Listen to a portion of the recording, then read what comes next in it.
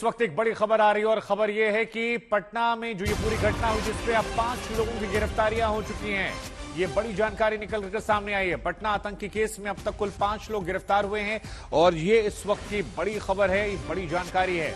PFI से जुड़ी सामग्री की जांच में फिलहाल पुलिस जो है वो जुटी हुई है और ये बड़ी जानकारी जो है लगातार दी जा रही है। पुलिस के हवाले से भी कहा गया कि फिटनेस के नाम पर आतंकवाद की ट्रेनिंग जो है दी जा रही थी, युवाओं को भटकाने की कोशिश की जा रही थी, बयान और दस्तावेज का मिलान पुलिस कर रही थी।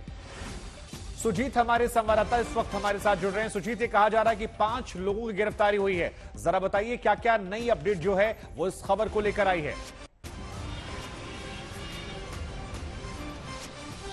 देखिए, फिलहाल जो खबर है वो 5 लोगों की गिरफ्तारी की है और 26 लोगों के खिलाफ एफआईआर दर्ज है, जैसा कि हम पहले से ही खबर आ रही है।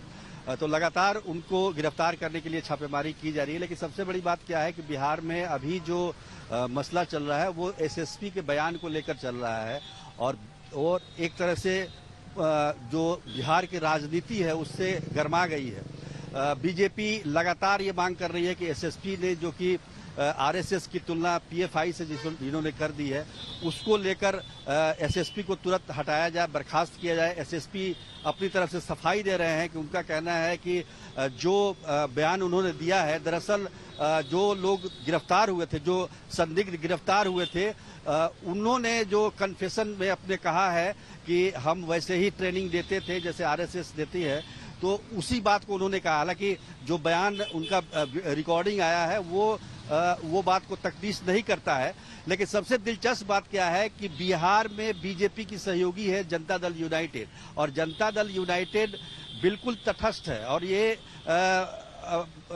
जो एसएसपी का बयान है उस पर जनता दल यूनाइटेड की तरफ से जो स्टैंड है वो किसी के पक्ष में नहीं है, वो अपने सहयोगी के पक्ष में भी नहीं है कि एसएसपी ने गलत बयान दिया है। जनता दल यूनाइटेड का यहां तक कहना है कि पीएफआई और आरएसएस दोनों कैसे संगठन है इसके बारे में उसको कोई जानकारी नहीं है। तो दोनों को एक ही पलड़े में रखना, दोनों को एक ही तराजू में तौलना, जेडीयू की तरफ से इस तरह के संकेत मिल रहे हैं। जाहिर तौर पर अगर एसएसपी पर कार्रवाई नहीं होती है, हालांकि एसएसपी ने अपनी तरफ से सफाई जरूर दी है कि उन्होंने ऐसा बयान जानबूझ के नहीं दिया या फिर उनके बयान को तोड़ मड़ोड़ के पेश किया गया है, तो जेडीयू की तुलना को लेकर भी यहाँ पर कई तरह के सवाल खड़े किए जा रहे हैं कि आप किसी चीज की तुलना कर रहे हैं तो क्या किसी से भी कर देंगे, ये एक सवाल बीजेपी लगातार पूछ रही है। हालांकि विपक्ष उसको हथियार बना